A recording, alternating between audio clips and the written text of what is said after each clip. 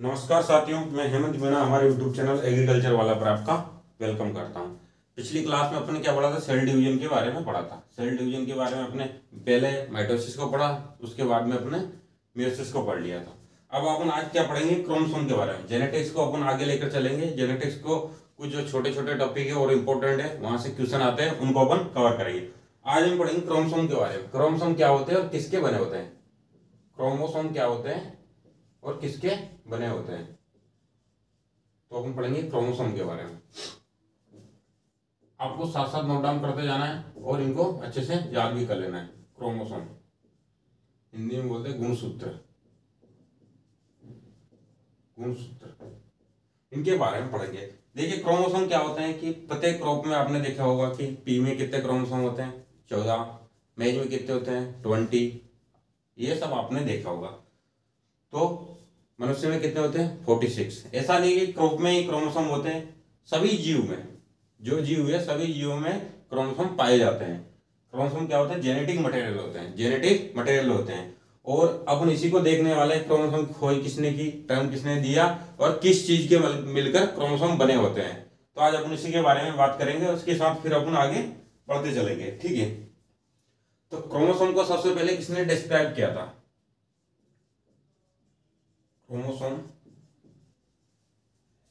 Chromosome को सबसे पहले किसने डिस्क्राइब किया था, वर्ड फर्स्ट डिस्क्राइब। किसने डिस्क्राइब किया था, स्ट्रोसबर्गर ने। स्ट्रोसबर्गर ने।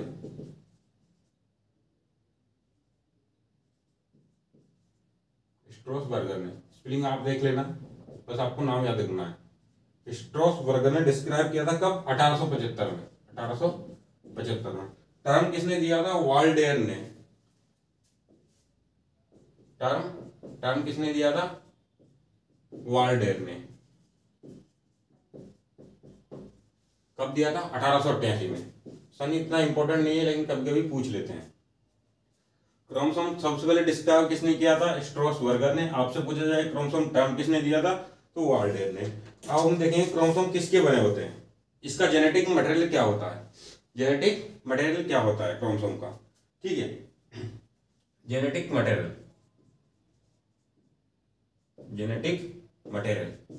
क्रोमोसोम के जेनेटिक मटेरियल के बारे में अपन देखेंगे। जेनेटिक मटेरियल, तो जेनेटिक मटेरियल क्या होते हैं, इसमें क्रोमेटिन होते हैं। मैंने आपको बताया था क्रोमेटिन क्या होते हैं। क्रोमेटिन किसके बने होते हैं, क्रोमेटिन डीएनए और आरएनए और प्रोटीन के। किसके बने होते हैं, कंपोज्ड ऑफ डीएनए, आरएनए और प्रोटीन के। डीएनए, आरएनए और प्रोटीन के बने होते हैं। क्या बने होते हैं, क्रोमेटिन। क्रोमेटिन किसके बने होते हैं, डीएनए, आरएनए और प्रोटीन के बने होते हैं। ये आपको याद रखना है। क्रोमेटिन किसके बने होते हैं, डीएनए, आरएनए और प्रोटीन के बने होते हैं। आगे देखते हैं histone.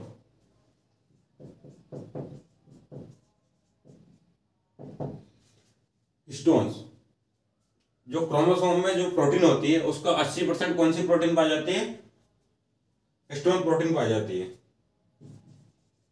Constitute about 80% of the total chromosomal protein.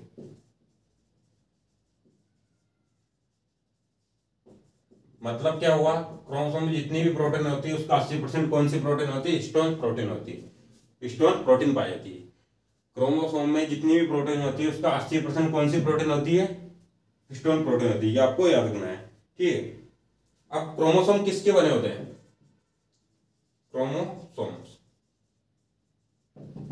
Chromosomes किसके बने होते हैं, न्यूक्लिक एसिड। किसके बने होते हैं, nucleic acid. Composed of nucleic acid. किसके बने होते हैं, न्यूक्लिक एसिड की। न्यूक्लिक एसिड क्या होता है, डीएनए और आरएनए। मतलब सीधी सीधी भाषा में कह सकते हैं डीएनए और आरएनए के बने होते हैं। डीएनए और आरएनए के बने होते हैं। क्रोमोसोम किसके बने होते हैं, न्यूक्लिक एसिड। अगर आपसे ऑप्शन में दिया जाए इनमें से क्रोमोसोम किसके बने, तो न्यूक्लिक एसिड ऑप्शन है तो न्यूक्लिक एसिड, नहीं तो फिर डीएनए, आरएनए। किसके बने होते हैं, डीएनए और आरएनए के। डीएनए और आरएनए के बने होते हैं। ये आपको ध्यान रखना है, डीएनए और आरएनए के बने होते हैं। ठीक है, अब न्यूक्लिक एसिड क्या होता है? न्यूक्लिक एसिड, न्यूक्लिक एसिड किसका बना होता है? मेनी न्यूक्लियोटाइड्स का। किसका बना होता है? Contains many nucleotides.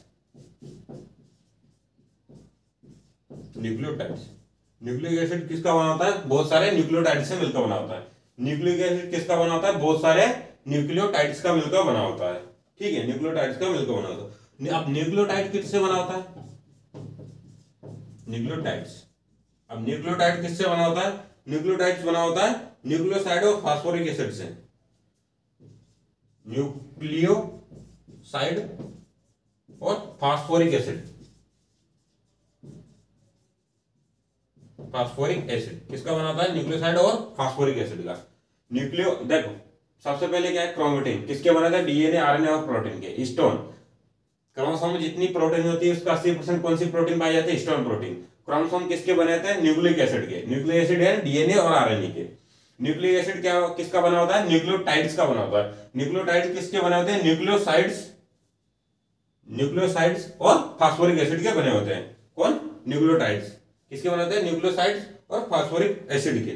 ठीक, अब न्यूक्लियोसाइड किसका बना होता है? न्यूक्लियोसाइड, न्यूक्लियोसाइड किसका बना होता है? न्यूक्लियोसाइड बना होता है शुगर और नाइट्रोजन बेस का। Sugar plus nitrogenous base, nitrogenous base किसका बना होता है? शुगर प्लस नाइट्रोजिनस बेस का बना होता है। न्यूक्लियोसाइड किसका बना होता है? Sugar plus nitrogenous base. अब नाइट्रोजिनस बेस में कौन कौन कितने टाइप के? 2 टाइप के होते हैं। Nitrogenous base, nitrogenous base 2 type के होते हैं। नाइट्रोजिनस बेस 2 टाइप के होते हैं। 2 टाइप्स, प्यूरिन, प्यूरिन एक होता है प्यूरिन, एजी प्यूरिन। एक होता है pyrimidine, pyrimidine, pyrimidine, pyrimidine TEC. Nitrogenous base 2 type के होते हैं, प्यूरिन और पायरामिडिन। ठीक है, और uracil, uracil in RNA, in RNA, uracil in RNA, इनसे मिलकर बना होता है। क्या बना होता है? एक बार और देख लेते हैं। सबसे पहले अपन ने क्या देखा? अपन देख रहे थे क्रोमोसोम के बारे में। क्या देख रहे थे? क्रोमोसोम के बारे में। क्रोमोसोम को फर्स्ट किसने डिस्क्राइब किया? स्ट्रॉसबर्गर ने 1875 में। टर्म किसने दिया? वाल्डर ने 1888 में। ठीक है, क्रोमोसोम क्या होते हैं? सभी मनुष्य या फिर सभी जो जीवित जीव है, क्रॉप हो, मनुष्य हो, जीव जंतु हो, सभी में, पक्षी हो, क्रोमोसोम पाए जाते हैं। एक जेनेटिक मटेरियल होता है। ठीक है, अब इस क्रोमोसोम के कौन कौन से जेनेटिक मटेरियल होते हैं? तो क्रोमेटिन जो होता है किसका बना होता है? डीएनए, आरएनए और प्रोटीन का बना होता है। हिस्टोन क्या होता है? क्रोमोसोम में जो प्रोटीन होती है उसका 80% प्रोटीन कौन सी? हिस्टोन प्रोटीन होती है। अब क्रोमोसोम कौन किससे मिलकर बना होता है? न्यूक्लिक एसिड से। क्रोमोसोम किससे मिलकर बना होता है? Nucleic acid. न्यूक्लिक एसिड यानी डीएनए और आरएनए। आप कह सकते हो कि क्रोमोसोम डीएनए और आरएनए के बने होते हैं। फिर न्यूक्लिक एसिड किसका बना होता है? न्यूक्लियोटाइड्स का। न्यूक्लियोटाइड्स किसके बने होते हैं? न्यूक्लियोसाइड और फास्फोरिक एसिड के। ठीक है, न्यूक्लियोसाइड किसके बने होते हैं? शुगर और नाइट्रोजनस बेस के। नाइट्रोजनस बेस क्या होता है? 2 टाइप के होते हैं, प्यूरिन, पायरामिडिन। प्यूरिन में होता है एजी और पायरामिडिन टीसी। ये आप इतना नोट डाउन कीजिए, फिर अपन आगे बढ़ेंगे।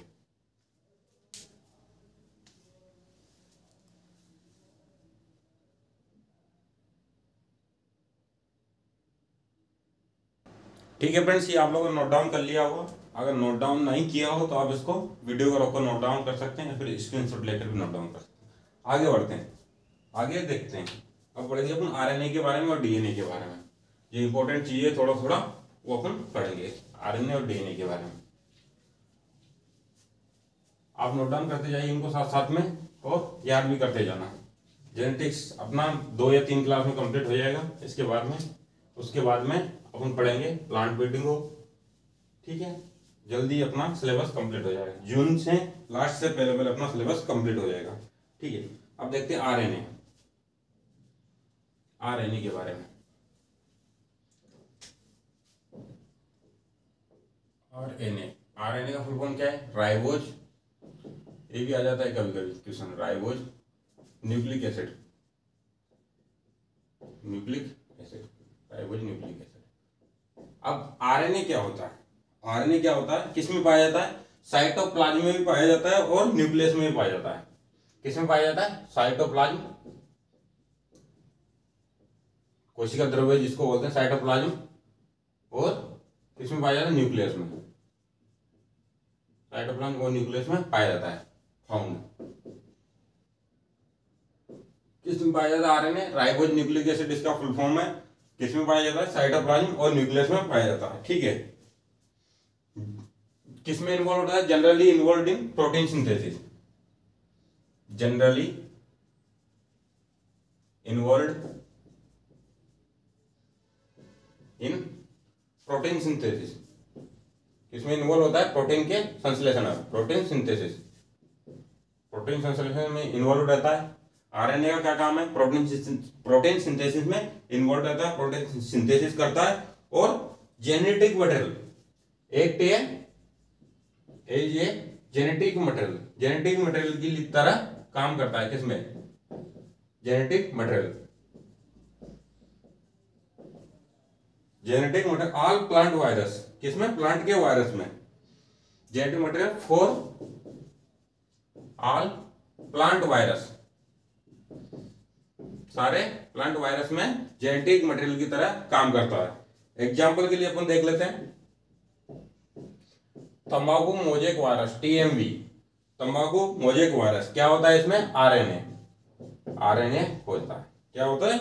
आरएनए, एसएस आरएनए होता है, एसएस आरएनए होता है तंबाकू मोजेक वायरस में। लेकिन एक्सेप्ट कॉलीफ्लावर का जो मोजेक वायरस है, कॉलीफ्लावर का मोजेक वायरस है, उसमें आरएनए से जेनेटिक मटेरियल, सभी प्लांट वायरस में जेनेटिक मटेरियल क्या होता है? आरएनए होता है। चाहे एसएस आरएनए हो, चाहे दूसरा आरएनए हो, टी आरएनए हो, ट्रांसफर आरएनए हो, या मैसेंजर आरएनए हो, एम आरएनए हो, लेकिन सारा ही प्लांट वायरस जो होते हैं उनमें जेनेटिक मटेरियल आरएनए होता है। लेकिन कॉलीफ्लावर का जो मोजेक वायरस है उसमें आरएनए ना होगा, डीएस डीएनए क्या है? जेनेटिक मटेरियल है। तो यहां लिख देते हैं except cauliflower, except cauliflower mosaic virus, cauliflower mosaic virus contain DS DNA, cauliflower mosaic virus में क्या होता है? DS DNA. ये चीज याद रखने वाली है। क्या याद रखने वाली है? आरएनए का फुल फॉर्म क्या है? Ribose nucleic acid. किसमें पाया जाता है? साइटोप्लाज्म में और न्यूक्लियस में। ठीक है, जनरली किसमें? प्रोटीन सिंथेसिस में इन्वॉल्व रहता है और जेनेटिक मटेरियल की तरह एक्ट करता है सारे प्लांट वायरस में। किसको छोड़कर? कॉलीफ्लावर मोजेक वायरस में। ये क्वेश्चन पूछा जाता है, कॉलीफ्लावर मोजेक वायरस में कौन सा जेनेटिक मटेरियल होता है? DS DNA. ये आपको याद रखना है, इंपॉर्टेंट है। ठीक है, अब आरएनए के टाइप देखते हैं, types of RNA. Types of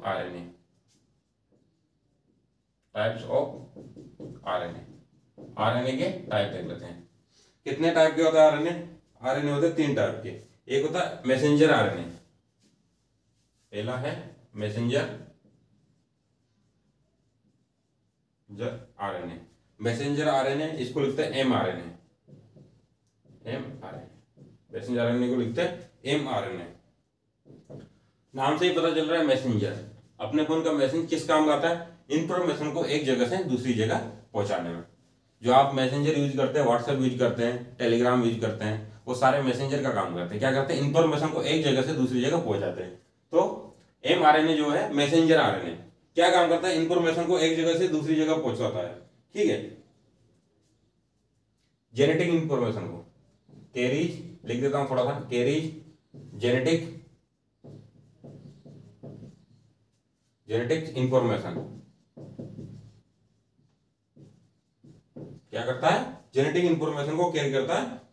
ठीक है, जो डीएनए में प्रेजेंट होती है, प्रेजेंट इन डीएनए। क्या काम है? इंफॉर्मेशन को कैरी करता है, carry genetics information present in DNA. DNA में जो जेनेटिक इंफॉर्मेशन होती है उसको कैरी करता है, एक दूसरे से दूसरी जगह पहुंचाता है। उसको मैसेंजर mRNA का काम है, मैसेंजर RNA या फिर mRNA, ठीक है, मैसेंजर RNA या फिर mRNA, मैसेंजर RNA या फिर mRNA, ठीक है। कितना परसेंट पाया जाता है टोटल RNA का? 5 से 10%, found 5 to 10%, 5 to 10% of the total RNA present in cell. जो सेल में RNA प्रेजेंट होगा उससे 5 से 10% कौन सा RNA पाया जाएगा? Messenger RNA of the total RNA present in cell. ये आप लिख लेना, ठीक है। क्या मैसेंजर RNA या फिर mRNA क्या काम करता है? जेनेटिक इंफॉर्मेशन को कैरी करता है, कहां से? DNA में जो प्रेजेंट होती है उसको एक जगह से दूसरी जगह पहुंचाता है। 5 से 10% जो टोटल RNA पाया जाता है सेल में, उसका 5 से 10% कौन सा RNA होता है? Messenger RNA। दूसरा RNA को अपन पढ़ेंगे transfer RNA, tRNA, transfer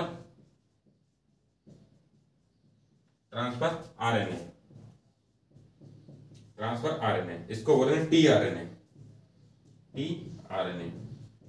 transfer RNA या फिर tRNA, ठीक है। इसको क्या बोलते हैं? आल्सो नोन एज इसको क्या बोला जाता है? सोल्यूबल RNA भी बोला जाता है, सोल्यूबल RNA। ट्रांसफर RNA को ही या tRNA को ही सोल्यूबल RNA बोला जाता है, तो sRNA भी बोला जाता है, sRNA। ये आपको याद रखना है, सबसे पहली बात तो ये याद रखना है कि tRNA या ट्रांसफर RNA को सोल्यूबल RNA या sRNA बोला जाता है, ये आपको याद रखना है।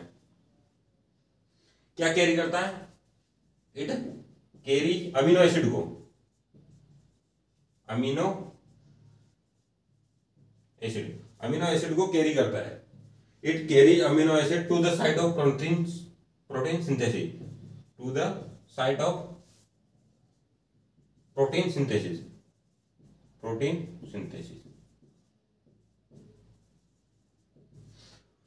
अमीनो एसिड को एक जगह से दूसरी जगह ले जाने का काम कौन सा? ट्रांसफर करने का काम, इसलिए इसका नाम ट्रांसफर RNA या tRNA या सोल्यूबल RNA या फिर sRNA। क्या करता है? ये अमीनो एसिड को एक जगह से दूसरी जगह पे ट्रांसफर करता है, कहां पे? जहां पे प्रोटीन सिंथेसिस होती है वहां पे अमीनो एसिड को ट्रांसफर करता है, इसलिए इसका नाम tRNA है। ये कितना परसेंट पाया जाता है टोटल RNA का? 10 से 15% प्रेजेंट, कितना? 10 से 15% ऑफ टोटल RNA। जो टोटल RNA प्रेजेंट रहेगा सेल में उसका 10 से 15% ये पाया जाएगा, 5 से 10% मैसेंजर RNA होगा, और जो मेनली पाया जाता है उसको बोलते हैं rRNA, राइबोसोमल RNA,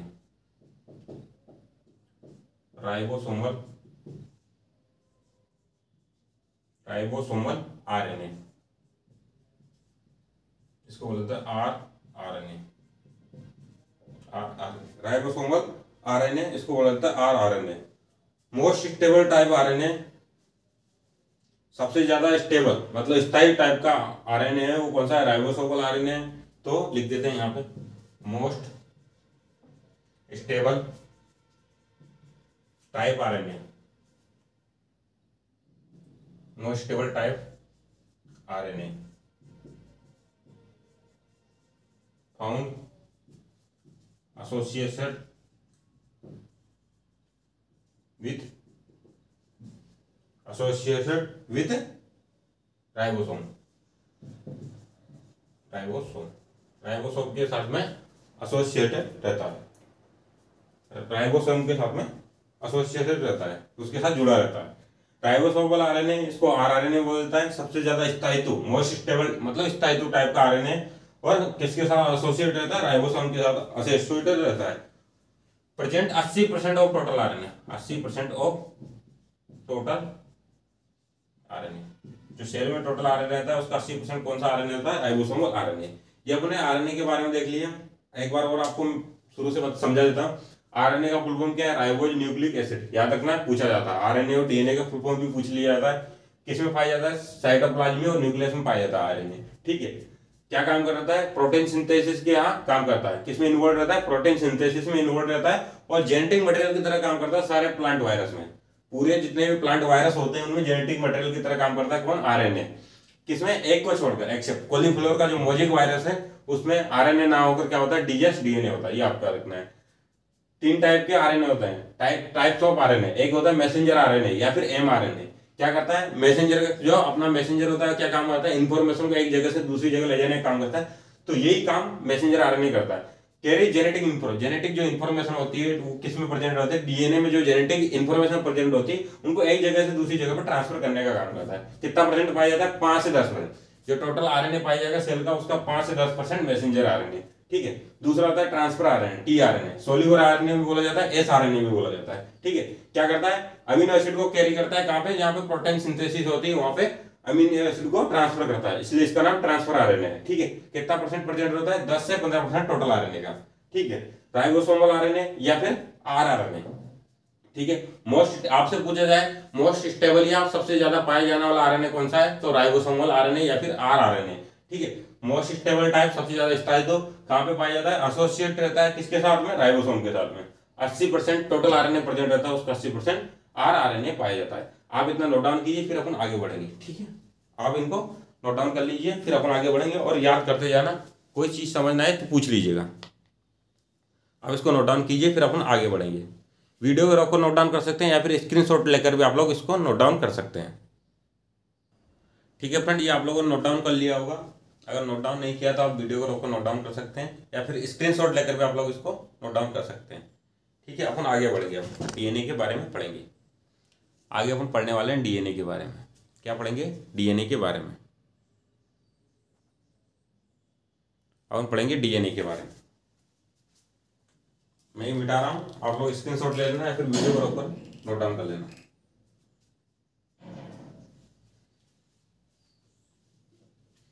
अब हम पढ़ने वाले डीएनए के बारे में।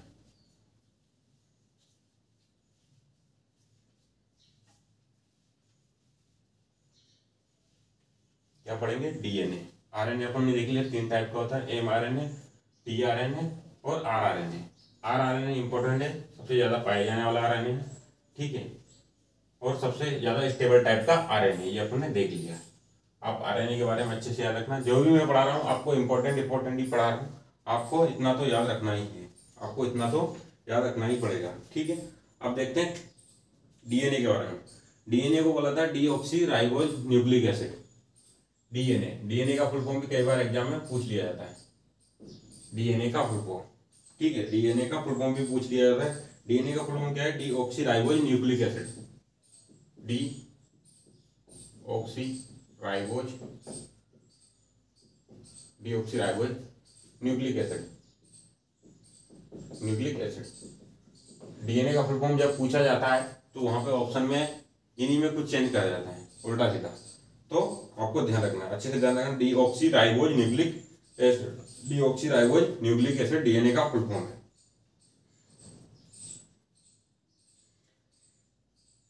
ये क्या होता है, डीएनए क्या होता है, डबल स्टैंडर्ड हेलिक्स होता है। Double standard helix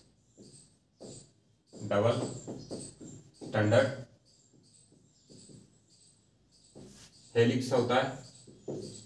double standard helix होता है, किसका बना होता है, मेनी न्यूक्लियोटाइड्स का। मेड अप मेनी न्यूक्लियोटाइड्स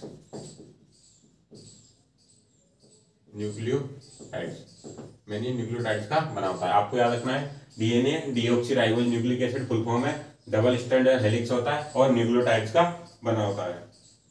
किस में डीएनए प्रेजेंट होता है, न्यूक्लियस में, माइटोकॉन्ड्रिया और क्लोरोप्लास्ट में। किस में प्रेजेंट रहता है, डीएनए इज प्रेजेंट, डीएनए किस में प्रेजेंट होता है, न्यूक्लियस में,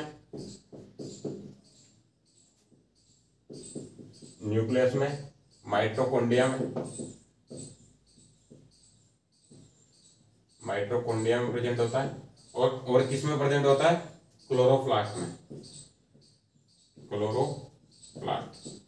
आपको याद रखना है, डीएनए किस में प्रेजेंट होता है, न्यूक्लियस में होता है, माइटोकॉन्ड्रिया में और क्लोरोप्लास्ट में। इन तीनों में डीएनए पाया जाता है। ये आपको याद रखना है। डीएनए के बारे में इतनी चीजें आपको याद रखना है। डीएनए का फुल फॉर्म क्या है, deoxy ribose nucleic acid. Double standard helix होता है, किसका बना होता है, न्यूक्लियोटाइड्स का बना होता है। किसमें प्रेजेंट होता है, न्यूक्लियस में, माइटोकॉन्ड्रिया में, क्लोरोप्लास्ट में। आपसे पूछ लिया जाएगा कि डीएनए का फुल फॉर्म क्या है, पहला क्वेश्चन। दूसरा क्वेश्चन किसका बना होता है, न्यूक्लियोटाइड्स। डीएनए मेडअप किसका बना होता है, न्यूक्लियोटाइड्स का। तीसरा क्वेश्चन क्या बन सकता है, डीएनए किस में प्रेजेंट नहीं होता है।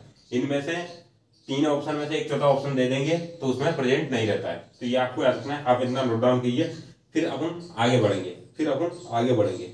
आप इसको नोट डाउन कर लीजिए, मैं साइड हो जाता हूँ, स्क्रीनशॉट ले लेना या फिर वीडियो को रोककर आप लोग इसको नोट डाउन कर सकते हैं।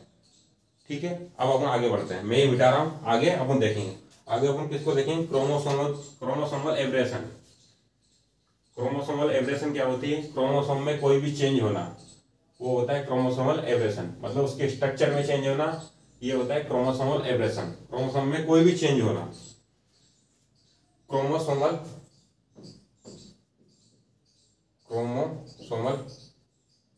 एब्रेशन। एब्रेशन का मतलब ये होता है alteration. Chromosomal aberration. Chromosomal aberration क्या होता है? क्रोमोसोम में कोई भी चेंज होना, या तो कमी होना या ज्यादा होना, या उसके स्ट्रक्चर में चेंज होना या उसके सीक्वेंस में चेंज होना। टोटल मिला के बात क्या है? क्रोमोसोम में कोई भी चेंज होगा, या तो उसके स्ट्रक्चर में चेंज होगा, या फिर उसके सीक्वेंस में चेंज होगा, तो या फिर उसके नंबर में चेंज होगा, तो उसको बोला जाता है chromosomal aberration. Chromosomal aberration. Aberration का मतलब होता है चेंज। तो चेंज यहां पर लिख देते चेंज। थोड़ा सा यहाँ इसके बारे में लिख देता हूं, any change in chromosome. Chromosome में कोई भी चेंज होना वो कहलाता है क्रोमोसोमल एब्रेशन। अब ये चेंजेस दो टाइप के होते हैं, या तो क्रोमोसोम के नंबर में चेंज हो जाए या फिर मार्फोलॉजी में चेंज हो जाए। ठीक है, मार्फोलॉजी में चेंज हो जाए, ठीक है, या तो क्रोमोसोम के मार्फोलॉजी में चेंज हो जाए या फिर क्रोमोसोम के नंबर में चेंज हो जाए। क्रोमोसोम नंबर दो टाइप का चेंज होता है, एक मार्फोलॉजी में चेंज होता है, एक क्रोमोसोम के नंबर में चेंज होता है। ठीक है, मार्फोलॉजी में किस टाइप से चेंज होता है? मार्फोलॉजी में जो चेंज होता है उसको बोला जाता है structural chromosome aberration. Structural chromosome aberration. उसके स्ट्रक्चर में, मार्फोलॉजी मतलब structure, structural chromosomal aberration, morphology में चेंज होना। एक जो क्रोमोसोम नंबर में चेंज होगा उसको क्या बोला जाता है? न्यूमेरिकल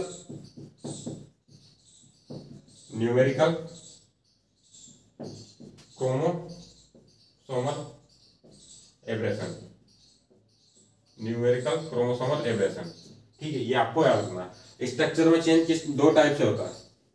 स्ट्रक्चर में जो चेंज होता है दो टाइप से होता है, ये भी दो टाइप से चेंज होता है। स्ट्रक्चर में दो टाइप का चेंज होता है, कौन कौन सा होता है? एक तो नंबर ऑफ जीन में चेंज हो जाए।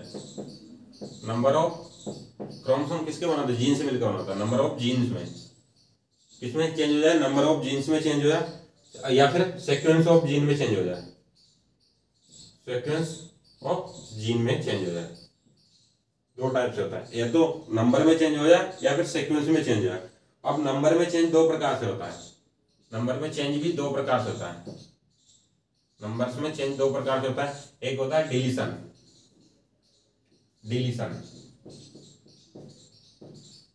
या फिर इसको डिफिशियंसी या कमी भी बोल सकते हैं, डिफिशियंसी। ठीक है, डिफिशियंसी। एक होता है डुप्लीकेशन।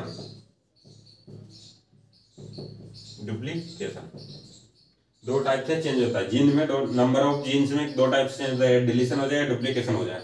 ये आपको रखना है। सीक्वेंस में भी दो टाइप से चेंज होता है, कौन कौन से टाइप है वो देख लेते हैं। एक तो इन्वर्जन होता है, इनवर्जन।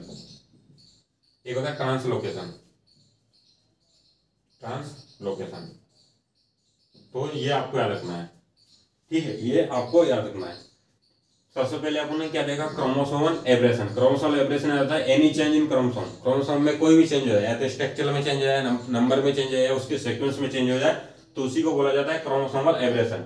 तो दो टाइप से चेंज होता है, एक तो मार्फोलॉजी में, एक नंबर में। मार्फोलॉजी में जो चेंज होता है, एक उसको बोलते हैं स्ट्रक्चरल क्रोमोसोमल एब्रेशन। ये दो टाइप से होता है, एक तो या तो नंबर ऑफ जीन में चेंज हो जाए या फिर सीक्वेंस ऑफ जीन में चेंज होता है। नंबर ऑफ जीन में दो प्रकार से चेंज होता है, एक तो डिलीशन या कम हो जाना, डिलीट हो जाना, एक डुप्लीकेशन या बढ़ जाना, डबल हो जाना। सीक्वेंस ऑफ जीन में या तो इन्वर्जन हो जाना या ट्रांसलोकेशन हो जाना। ये आपको क्या रखना है। अब अपन इसको डिटेल में देखते हैं थोड़ा सा। डिलीशन का मतलब क्या होता है? Loss of chromosomal loss of chromosomal segment,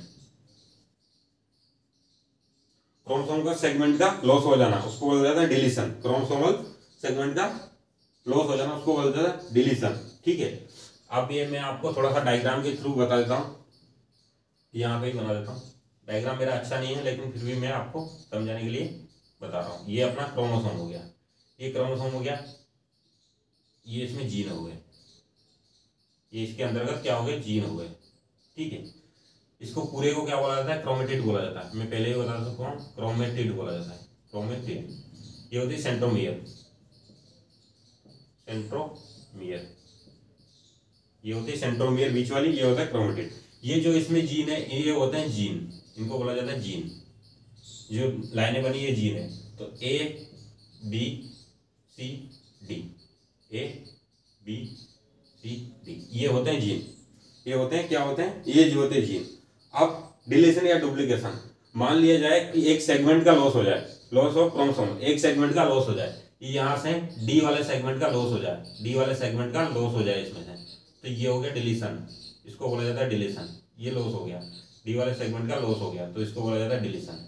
एक सेगमेंट कम हो जाता है तो उसको बोला जाता है डिलीशन। अब ऐसे ही डुप्लीकेशन है, डुप्लीकेशन में क्या होता है, extra chromosomal segment attach, extra chromosomal segment attach हो जाता है, एक्स्ट्रा क्रोमोसोमल सेगमेंट अटैच हो जाता है। क्या, एक्स्ट्रा क्रोमोसोमल सेगमेंट जुड़ जाता है, अटैच हो जाता है। कैसे जुड़ जाता है, जैसे फिर वही क्रोमोसोम का स्ट्रक्चर बनाएंगे। ये क्रोमोसोम अपना, ये इसमें जीन है, ये क्रोमोसोम है और ये अपने जीन हो गए इसमें, ए बी सी डी, ये जीन है, ए बी सी डी, ये सारे जीन है, 4 जीन है, 4 नीचे हैं, ये जीन है। अब डुप्लीकेशन क्या होता है कि इसमें कोई क्रोमोसोम और आके जुड़ जाए, ये जीन आके यहाँ पे जुड़ जाए, ये ई जीन यहाँ पे जुड़ जाए और ई जीन यहाँ पे भी जुड़ जाए, तो ये हो गया डुप्लीकेशन। डुप्लीकेशन मतलब कोई भी जीन आके जुड़ जाए, एक्स्ट्रा क्रोमोसोम सेगमेंट जो होता है अटैच होता है, ये यहाँ पे जुड़ गया, यहाँ पे जुड़ गया, तो ये डुप्लीकेशन हो गया, मतलब उसका अधिकता हो गई, ये हो गया डुप्लीकेशन। ये हो गया डुप्लीकेशन, इसको बोला जाता है डुप्लीकेशन। अब इसमें से क्या होता है, ये अगर क्रोमोसोम में डुप्लीकेशन हो रहा है तो दोनों ही हार्मफुल है। अगर क्रोमोसोम में कोई भी चेंज हो रहा है तो दोनों ही अपने लिए, क्रॉप के लिए, जो भी है अपनी क्रॉप के लिए, मनुष्य के लिए, दोनों ही हार्मफुल है। लेकिन डुप्लीकेशन कम हार्मफुल है इसकी तुलना में डिलीशन। अगर डिलीशन होगा तो बहुत ज्यादा हार्मफुल है, लेकिन डुप्लीकेशन कम नुकसानदायक है। ये आपको याद रखना है, ठीक है, ये आपको याद रखना है, इतना आपको याद रखना है। उसके बाद में अपन देखेंगे सीक्वेंस ऑफ जीन में चेंज, सीक्वेंस ऑफ जीन में चेंज, ये आप नोट डाउन कर लीजिए। यहां देख लेते हैं सीक्वेंस ऑफ जीन में चेंज, इधर देख लेते हैं सीक्वेंस ऑफ जीन में चेंज। इन्वर्जन में क्या होता है, क्रोमोसोम रिवर्स ऑर्डर में अरेंज हो जाते हैं, क्रोमोसोम रिवर्स ऑर्डर में अरेंज हो जाते हैं, अरेंज हो जाते हैं। इन्वर्जन में क्या होता है, क्रोमोसोम जो होते हैं वो रिवर्स ऑर्डर में अरेंज हो जाता है। रिवर्स ऑर्डर में कैसे अरेंज हो जाते हैं ये मैं आपको बताता हूं। ये अपना क्रोमोसोम है, डायग्राम मेरा अच्छा नहीं है लेकिन आपको समझने के लिए मैं बना रहा हूं, ठीक। ये अपना क्रोमोसोम है, ये इसमें जीन है, क्रोमोसोम के अंदर ये जीन है, क्रोमोसोम के अंदर ये जीन है,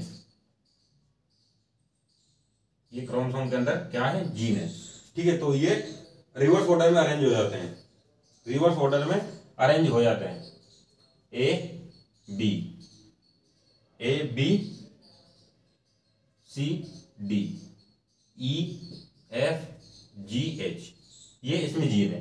तो ये कैसे रिवर्स ऑर्डर में अरेंज हो गया, ए और बी, उसके बाद डी सी, ये हो गया चेंज यहाँ पे रिवर्स ऑर्डर में, मतलब सी डी आना था तो पूरा चेंज हो गया, सेगमेंट ही चेंज हो गया, ये उल्टा हो गया, सी डी 180 डिग्री से घूम गया, सी इधर था डी इधर था, तो डी इधर आ गया सी इधर आ गया, 180 डिग्री से चेंज हो गया, ठीक है। आगे वाले ऐसे कैसे रहेंगे, ई एफ जी एच, ठीक है, तो ये यहाँ पे चेंज होगा, इसी को बोला था क्रोमोसोम रिवर्स ऑर्डर में अरेंज होना, ये इन्वर्जन कहलाता है। ठीक है, ये इन्वर्जन कहलाता है, ये इन्वर्जन कहलाता है। इसको बोला जाता है पेरासेंट्रिक, इसको क्या बोला जाता है? पेरासेंट्रिक, पेरासेंट्रिक बोला जाता है, पेरासेंट्रिक।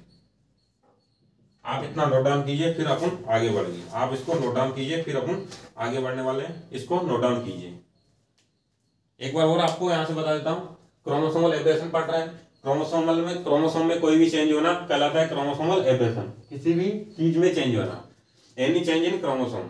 दो टाइप से चेंज होता है, एक तो मार्फोलॉजी में चेंज होता है, एक क्रोमोसोम के नंबर में चेंज होता है। मार्फोलॉजी में चेंज होता है उसको बोलते हैं स्ट्रक्चरल क्रोमोसोमल एब्रेशन। दो टाइप से चेंज होता है, ये भी नंबर ऑफ जीन्स में चेंज हो जाए या फिर उसके सीक्वेंस में चेंज होना। नंबर ऑफ जीन में दो टाइप से चेंजेस होते हैं, एक तो डिलीशन कमी हो जाना, एक डुप्लीकेशन, दूसरा क्रोमोसोमल सेगमेंट अटैच हो जाना। सीक्वेंस में एक तो इन्वर्जन हो जाता है, एक ट्रांसलोकेशन हो जाता है। आप इसको नोट डाउन कर लीजिए, फिर हम आगे बढ़ेंगे। इसको अच्छे से नोट डाउन कर लीजिए। कोई डाउट हो तो आप कमेंट करके पूछ सकते हैं, या फिर मुझे पर्सनली मैसेज करके भी आप लोग पूछ सकते हैं। आप लोगों को अब अच्छे से विजिबल होगा नीचे तक, तो आप लोग इसको नोट डाउन कर लीजिए, इसको नोट डाउन कर लीजिए, फिर हम आगे बढ़ेंगे। ठीक है फ्रेंड्स, ये आप लोगों ने नोट डाउन कर लिया होगा। इसके बाद में अपन आगे बढ़ेंगे, आगे बढ़ेंगे। मैं ये मिटा रहा हूँ, उसके बाद में अपन आगे बढ़ेंगे। आप देखेंगे numerical chromosomal aberration, numerical chromosomal aberration. आपने कौन सा देख लिया? स्ट्रक्चरल क्रोमोसोमल एब्रेशन देख लिया। आप देखेंगे न्यूमेरिकल क्रोमोसोमल एब्रेशन, कौन सा वाला? न्यूमेरिकल क्रोमोसोमल एब्रेशन वाला। ठीक है, आगे बढ़ते हैं। कोई चीज समझ नहीं आए तो मुझे व्हाट्सएप ग्रुप पे मैसेज, व्हाट्सएप ग्रुप में डिस्कस कर सकते हैं, या फिर मुझे पर्सनल मैसेज करके आप लोग पूछ सकते हैं। और टेलीग्राम पे टेस्ट चल रहा है, तो टेस्ट को अटेंड कीजिए और अपनी तैयारी को देखिए कहाँ तक है, कितने पानी में अपन। टेस्ट देना इंपॉर्टेंट है, इस टाइम पे आपके लिए टेस्ट देना बहुत इंपॉर्टेंट है। ठीक है, अब देखते हैं numerical chromosomal aberration. Numerical chromosomal, numerical chromosomal abrasion.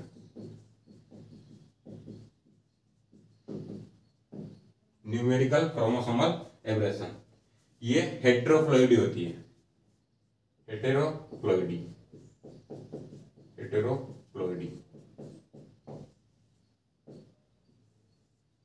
दो प्रकार से होता है न्यूमेरिकल क्रोमोसोमल एब्रेशन, मतलब न्यूमेरिकल में चेंज भी दो टाइप से होते हैं। एक तो होते हैं एन्यूप्लॉइडी, एन्यूप्लॉइडी, एन्यूप्लॉइडी। एक होता है यूप्लॉइडी। क्या होते हैं मैं अभी आपको बताऊंगा। यूप्लॉइडी, एन्यूप्लॉइडी और यूप्लॉइडी।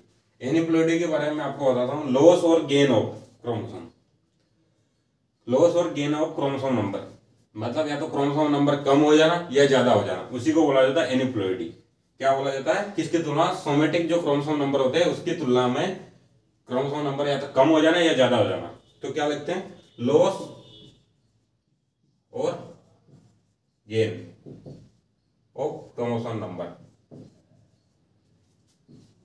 Chromosome number. एन्यूप्लॉइडी क्या होता है? लॉस और गेन ऑफ क्रोमोसोम नंबर। या तो लॉस हो सकता है क्रोमोसोम नंबर में, या फिर गेन हो सकता है। कैसे? जैसे मटर का एग्जांपल लेते हैं, 2n बराबर कितने होते हैं? 14। अब इसमें प्लस माइनस 1 बढ़ जाना, या प्लस माइनस 2 हो जाना, या प्लस माइनस 3 हो जाना। प्लस माइनस का मतलब है कि एक घट भी सकता है, बढ़ भी सकता है, 2 बढ़ भी सकता है, घट भी सकता है, 3 बढ़ भी सकता है, घट भी सकता है। तो लॉस और गेन ऑफ क्रोमोसोम नंबर वो होता है एन्यूप्लॉइडी। ठीक है, अब जो ये लॉस होता है इसको बोला जाता है हाइपो। हाइपो का मतलब होता है लॉस होना, हाइपो। लॉस को बोला जाता है हाइपो, और गेन जो होता है उसको बोला जाता है हाइपर। लॉस होता है उसको क्या बोला जाता है? हाइपो। और गेन होता है, अगर कम होता है तो उसको हाइपो बोला जाता है, और क्रोमोसोम नंबर बढ़ता है या फिर गेन होता है उसको बोलते हैं हाइपर। ठीक है, तो पहले देते हैं हाइपोप्लॉइडी। कम हो रहे हैं उसको हाइपोप्लॉइडी बोला जाता है, हाइपोप्लॉइडी। लॉस होना हाइपो कहलाता है, गेन होना हाइपर कहलाता है। हाइपोप्लॉइडी और हाइपरप्लॉइडी, हाइपरप्लॉइडी। आपको याद रखना हाइपो, हाइपो मतलब लॉस, हाइपो मतलब लॉस, तो हाइपोप्लोइडी मतलब लॉस होगा यहाँ पे, हाइपरप्लोइडी मतलब बढ़ेगा, ठीक है। तो लॉस होना, हाइपरप्लोइडी यहाँ लिखा loss of chromosome, loss of chromosome, ठीक है, लॉस ऑफ क्रोमोसोम। तो किस किन टाइप से लॉस होता है, एक होता है मोनोसोमिक, ये याद रखना है आपको, एग्जांपल आपको याद रखना है, मोनोसोमिक, मोनोसोमिक, मोनोसोमिक में क्या होता है, एक क्रोमोसोम नंबर में चेंज होता है, 2n बराबर -1, एक क्रोमोसोम नंबर कम हो जाता है। लॉस तो अपन पढ़ रहे हैं हाइपोप्लोइडी, हाइपो मतलब लॉस, तो लॉस ही पढ़ेंगे, फिर उधर अपन पढ़ेंगे गेन वाला। तो मोनोसोमिक मतलब मोनो मतलब एक, तो एक में कमी होगी, मोनो मतलब क्या होता है एक, सोमिक मोनोसोमिक, एक क्रोमोसोम कम हो गया, ठीक है। डबल मोनोसोमिक, डबल मोनोसोमिक, ये एग्जांपल आपको याद रखना है, यही पूछा जाता है। Double monosomic, double monosomic, monosomic में एक कम हो रहा था, डबल मोनोसोमिक में दो कम हो जाएंगे।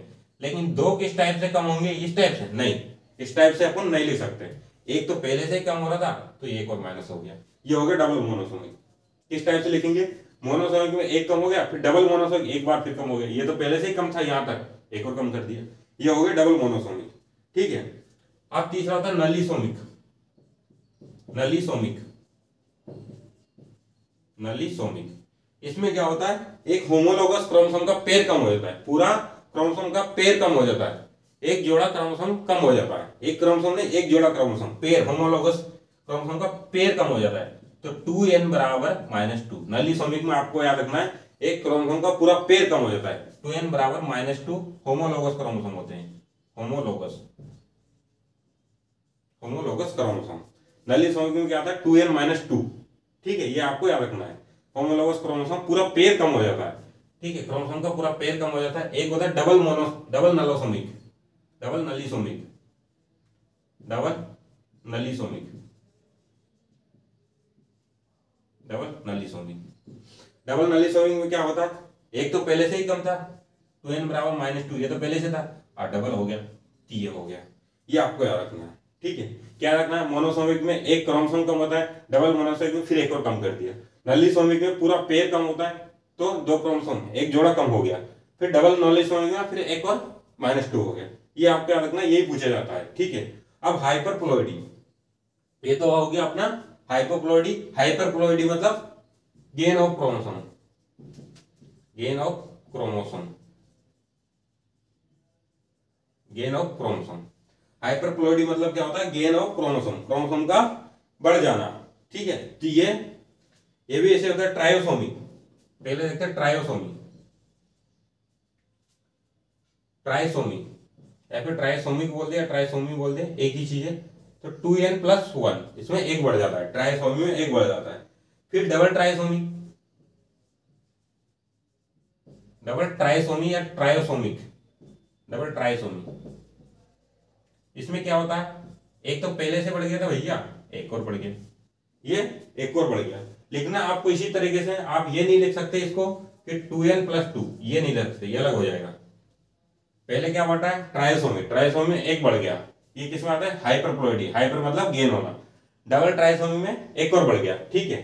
अब आगे देखते हैं टेट्रासोमी, टेट्रासोमी, टेट्रासोमी, टेट्रासोमी में क्या होता है, टेट्रासोमी में 2n+2, एक जोड़ा क्रोमोसोम बढ़ जाता है, एक जोड़ा क्रोमोसोम बढ़ जाता है टेट्रासोमी में, ठीक है। अब होता है डबल टेट्रासोमी, डबल टेट्रासोमी, इसमें क्या होगा, डबल टेट्रासोमी हो गई, +2 था +2 हो जाएगा। तो ये आपको याद रखना है, यही पूछा जाता है, यही पूछा जाता है। परिभाषा पूछ सकते हैं आपसे, इनइक्वालिटी क्या होते हैं, लॉस और गेन ऑफ क्रोमोसोम नंबर, किसकी तुलना में, सोमेटिक क्रोमोसोम की तुलना में क्रोमोसोम में कम हो जाना या ज्यादा हो जाना, उसको बोलते हैं इनइक्वालिटी, ठीक है, इनइक्वालिटी बोला जाता है। तो लॉस होता है उसको बोलते हैं हाइपोप्लोइडी, अगर लॉस हो रहा है तो उसको बोला जाता है, अगर क्रोमोसोम नंबर का लॉस हो रहा है तो हाइपोप्लोइडी बोला जाता है। मोनोसोमिक मतलब एक कमी होना, डबल मोनोसोमिक मतलब 2n-1-1, नलीसोमिक मतलब 2n-2, होमोलोगस क्रोमोसोम कम होते हैं। डबल नलोसोमिक मतलब 2n-2, हाइपरप्लोइडी मतलब गेन होना, क्रोमोसोम नंबर का बढ़ जाना। ट्राइसोमी मतलब 2n+1, डबल ट्राइसोमी मतलब 2n+1+1, टेट्रासोमी मतलब 2n+2, डबल टेट्रासोमी मतलब 2n+2+2, ये आपको याद रखना है। ये आपको याद रखना है, इतना आपको याद रखना है। उसके बाद में अपन आगे बढ़ेंगे। आप ये नोट डाउन कर लीजिए, मैं साइड हो जाता हूँ। आप इसको नोट डाउन कर लीजिए, फिर मैं साइड हो जाता हूँ। कोई चीज़ समझ ना आए तो आप पूछ सकते हैं, कोई चीज़ अगर आपको समझ में नहीं आए तो आप लोग पूछ सकते हैं। डबल टेट्रासोमी नीचे लिखा है, उसमें होता है 2n + 2 + 2। ठीक है, अगर आप लोगों को नहीं दिख रहा तो डबल टेट्रासोमी में होता है 2n + 2 + 2। डबल नलीसोमी में होता है 2n - 2 - 2। ये आपको याद रखना है। ठीक है फ्रेंड्स, ये आपको याद रखना है, आप नोट डाउन कर लीजिए। ठीक है फ्रेंड, ये आप लोगों ने नोट डाउन कर लिया होगा। उसके बाद अपन देखेंगे यूप्लोइडी। एन्यूप्लोइडी को अपने देख लिया। एन्यूप्लोइडी क्या होती है? लॉस और gain of chromosome number. Chromosome number में कम होना या बढ़ना वो होता है यूप्लोइडी। ये होता है एन्यूप्लोइडी, सॉरी एन्यूप्लोइडी। लॉस और गेन ऑफ क्रोमोसोम नंबर में कम या ज्यादा होना ये होता है एन्यूप्लोइडी। अब पढ़ेंगे अपन यूप्लोइडी के बारे में। मैं मिटा रहा हूँ, आप लोगों ने नोट डाउन कर लिया होगा। नहीं किया हो तो वीडियो को रोक कर अपनी स्क्रीनशॉट लेकर आप लोग इसको नोट डाउन कर लेना। अब हम पढ़ेंगे यूप्लोइडी के बारे में। यूप्लोइडी के बारे में पढ़ेंगे। यूप्लोइडी क्या होती है, किसके बारे में पढ़ने वाले? यूप्लोइडी के बारे में।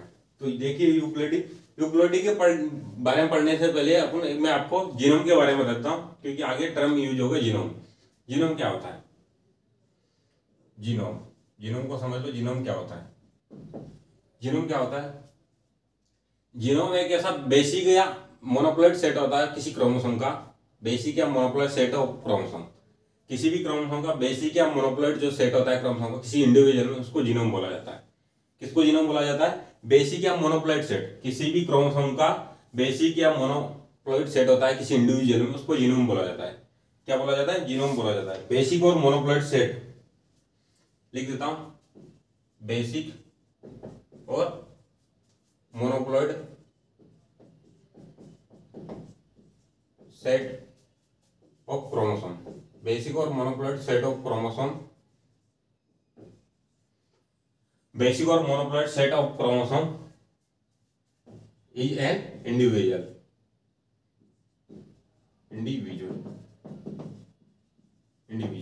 किसी भी इंडिविजुअल में बेसिक और मोनोप्लॉइड सेट होता है क्रोमोसोम को, उसको जीनोम बोला जाता है। उसको क्या बोला जाता है? जीनोम बोला जाता है। किसी भी इंडिविजुअल में जो बेसिक और मोनोप्लॉइड सेट होता है क्रोमोसोम को, उसको जीनोम बोला जाता है। अब हम देखेंगे यूप्लोइडी के बारे में। यूप्लोइडी क्या होता है? एन्यूप्लोइडी में क्या होता है? लॉस और gain of chromosome number.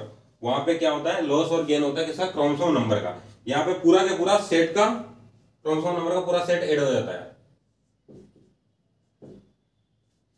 Set of chromosome number, set of chromosome add हो जाता है। पूरा का पूरा क्रोमोसोम का सेट ऐड हो जाता है। कैसे? जैसे मटर में क्रोमोसोम नंबर कितने होते हैं? 2n = 14 होते हैं। तो उसमें क्या होता है? ±14, पूरे का पूरा सेट, क्रोमोसोम का पूरा सेट, ये सेट है क्रोमोसोम का, ऐसे कैसे पूरा सेट ऐड हो जाता है, उसी को बोला जाता है यूप्लोइडी। अगर क्रोमोसोम नंबर में लॉस गेन हो रहा है तो एन्यूप्लोइडी, और पूरे सेट में, क्रोमोसोम के पूरे सेट में ऐड या लॉस हो रहा है तो वो यूप्लोइडी है। ये आपको याद रखना। अब ये नॉर्मल कंडीशन में क्या होता है? डाइप्लोइड होता है। अपन पढ़ते हैं नॉर्मल कंडीशन में डाइप्लोइड होता है। अगर इसमें +1 हो जाए तो डाइप्लोइड से ये क्या हो जाएगा? ट्राइप्लोइड हो जाएगा। ट्राइप्लोइड हो जाएगा। अगर इसमें +2 हो जाए तो ये क्या हो जाएगा? टेट्राप्लोइड हो जाएगा। टेट्राप्लोइड हो जाएगा। क्या हो जाएगा? टेट्राप्लोइड हो जाएगा। तो ये जो होता है ट्राइप्लोइड और टेट्राप्लोइड किस में आते हैं? ये आते हैं पॉलीप्लोइडी में। पॉलीप्लोइडी के बारे में अपन आगे पढ़ेंगे। और अगर इसमें एक कम हो जाए तो ये क्या हो जाएगा? हेप्लोइड। डाइप्लोइड से क्या हो जाएगा? हेप्लोइड हो जाएगा। डाइप्लोइड से क्या हो जाएगा? ये हो जाएगा हेप्लोइड या मोनोप्लोइड। इसको हेप्लोइड बोलते हैं या फिर मोनोप्लोइड बोलते हैं। मोनोप्लोइड कैसे? जैसे मेज में क्रोमोसोम नंबर कितने होते हैं? मेज में 2n = 20, तो n बराबर कितने हो गए? 10। तो ये जो हो गया, ये क्या हो गया? हेप्लोइड हो गया। इसको बोलते हैं हेप्लोइड। इसको बोला जाता है डाइप्लोइड। 2n बराबर डाइप्लोइड होता है, तो ये हो गया अपना हेप्लोइड। अब इधर देख लेते हैं पॉलीप्लोइड में। जैसे वीट जो होता है, वीट में जो होता है हेक्साप्लोइड होता है। वीट कैसा होता है? हेक्साप्लोइड। वीट कैसा होता है? हेक्साप्लोइड होता है। 6, n बराबर कितने होते हैं 42, कितने होते हैं 42। अब इसको हेप्लॉइड बनाएंगे, इसको हेप्लॉइड बनाएंगे। अब इसको हेप्लॉइड बनाएंगे तो आधा हो जाएगा, हेप्लॉइड में आधा हो जाएगा। जैसे 2n, यहाँ पे 2n था तो डाइप्लॉइड का आधा हेप्लॉइड हो गया, तो यहाँ पे इसका आधा होगा 3n। 3n बराबर हेप्लॉइड बनाएंगे 21 हो जाएगा। तो क्या ये मोनोप्लॉइड है? नहीं, ये हेप्लॉइड है। क्या इसको मोनोप्लॉइड को बोल सकते हैं? हेप्लॉइड को, ये हेप्लॉइड तो बन गया, लेकिन क्या ये हेप्लॉइड मोनोप्लॉइड है? नहीं। मोनोप्लॉइड का मतलब क्या होता है? मोनोप्लॉइड का मतलब होता है n, तो यहाँ 3n है, लेकिन हेप्लॉइड तो है लेकिन मोनोप्लॉइड नहीं है। तो इससे एक कंक्लूजन निकल के आता है कि ऑल मोनोप्लॉइड इज हेप्लॉइड। सारे मोनोप्लॉइड क्या होते हैं? हेप्लॉइड होते हैं। कैसे? ये मोनोप्लॉइड है, ये मोनोप्लॉइड है, तो ये हेप्लॉइड है। जितने भी मोनोप्लॉइड होंगे वो हेप्लॉइड होंगे। सारे monoploid is haploid, all monoploid is haploid. But लेकिन all haploid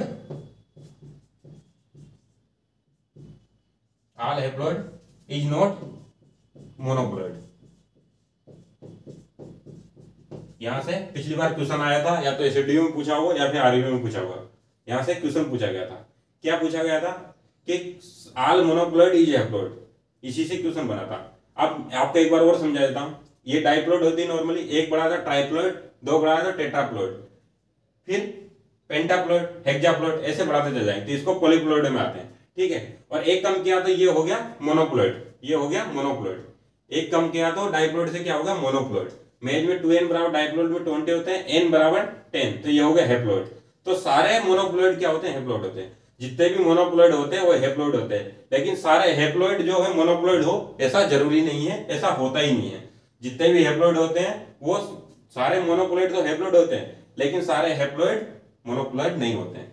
all monoploid is haploid but all haploid is not monoploid. ये आपको याद रखना है, ये आपको समझ में आ गया होगा। ठीक है, अब अपन पढ़ेंगे पॉलीप्लॉइडी के बारे में। अपन पढ़ेंगे पॉलीप्लॉइडी के बारे में। यहां देख लेते हैं पॉलीप्लॉइडी के बारे में। पॉलीप्लॉइडी क्या होता है? पॉलीप्लॉइडी क्या होता है? Present of more than 2 genomes. किसी भी इंडिविजुअल में 2 या 2 से ज्यादा जीनोम प्रेजेंट रहते हैं, उसी को बोला जाता है पॉलीप्लॉइड। जीनोम क्या होता है? बेसिक और मोनोप्लॉइड सेट होता है क्रोमोसोम, इसलिए मैंने आपको जीनोम बताया था। बेसिक और मोनोप्लॉइड सेट होता है क्रोमोसोम को, उसको जीनोम बोलते हैं। और किसी भी इंडिविजुअल में 2 या 2 से अधिक क्या प्रेजेंट रहते हैं? जीनोम प्रेजेंट रहते हैं, उसको पॉलीप्लॉइडी बोलते हैं, उसको पॉलीप्लॉइडी बोलते हैं। पॉलीप्लॉइडी पॉलीप्लॉइडी क्या होता है? Presence of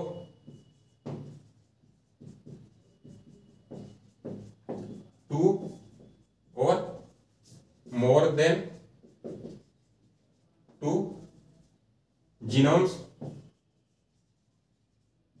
of N individual. किसी इंडिविजुअल में 2 या 2 से अधिक जीनोम का प्रेजेंट रहना है, वो क्या कहलाता है? पॉलीप्लॉइडी कहलाता है। किसी भी इंडिविजुअल में 2 या 2 से अधिक जीनोम प्रेजेंट है तो उसी को बोला जाता है पॉलीप्लॉइडी। पॉलीप्लॉइडी 2 प्रकार से होती है, एक तो ऑटो पॉलीप्लॉइडी होती है और एक होती है एलो पॉलीप्लॉइडी। 2 टाइप की होती है, एक होती है ऑटो पॉलीप्लॉइडी, एक होती है एलो पॉलीप्लॉइडी। एक होती है ऑटो पॉलीप्लॉइडी, एक होती है एलो पॉलीप्लॉइडी। अगर सेम जीनोम ऐड हो रहे थे, सेम जीनोम ऐड हो रहे हैं तो उसको बोला जाता है ऑटो पॉलीप्लॉइडी। पॉलीप्लॉइडी क्या होता है? 2 या 2 से अधिक जीनोम प्रेजेंट रहते हैं किसी इंडिविजुअल में, तो उसको बोला जाता है पॉलीप्लॉइडी। पॉलीप्लॉइडी में 2 प्रकार की होती है, autopolyploidy, allopolyploidy. Autopolyploidy क्या होता है? अगर सेम जीनोम ऐड हो रहे हैं तो ऑटो पॉलीप्लॉइडी, और डिफरेंट जीनोम ऐड हो रहे हैं तो allopolyploidy. Different genome add, अगर डिफरेंट जीनोम ऐड हो रहे हैं तो एलो पॉलीप्लॉइडी। ये आपको याद रखना है। अब इसके एग्जांपल देख लेते हैं,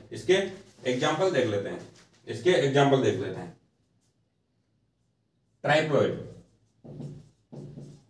किसके एग्जांपल है? ऑटो पॉलीप्लॉइड का। ट्राइप्लॉइड में कौन कौन से आते हैं? बनाना, एग्जांपल पूछे जाते हैं। बनाना जो होते हैं ट्राइप्लॉइड होते हैं। एप्पल हो गया, बनाना हो गया, एप्पल हो गया, और वाटरमेलन, ये एग्जांपल आपसे पूछे जाते हैं। बनाना, एप्पल, वाटरमेलन, ये ट्राइप्लॉइड होते हैं, ऑटोपॉलीप्लॉइडी में आते हैं और ट्राइप्लॉइड होते हैं, ठीक है। एक होता है टेट्राप्लॉइड, एग्जांपल यहां से पूछे जाते हैं। बनाना में जो सीडलेसनेस होती है ऑटोपॉलीप्लॉइडी के कारण होती है, या ट्रिप्लॉइड होते हैं।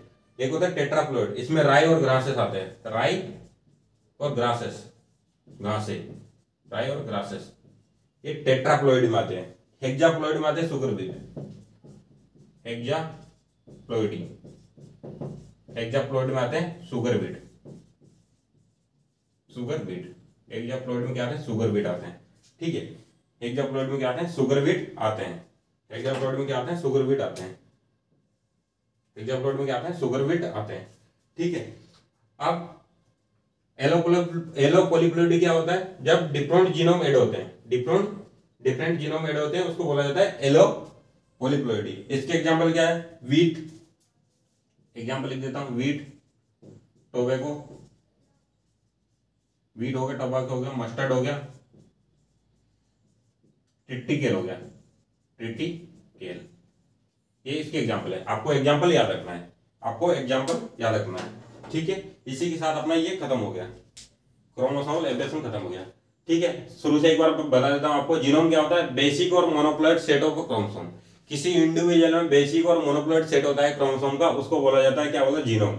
यूप्लॉइडी अपन पढ़ रहे थे, एनुप्लॉइडी क्या होती है, एनुप्लॉइडी में किसी भी क्रोमोसोम का नंबर का लॉस और गेन होना, किसी भी क्रोमोसोम नंबर में कम या ज्यादा होना एनुप्लॉइडी है। अगर पूरे सेट में कम या ज्यादा हो रही है तो यूप्लॉइडी है।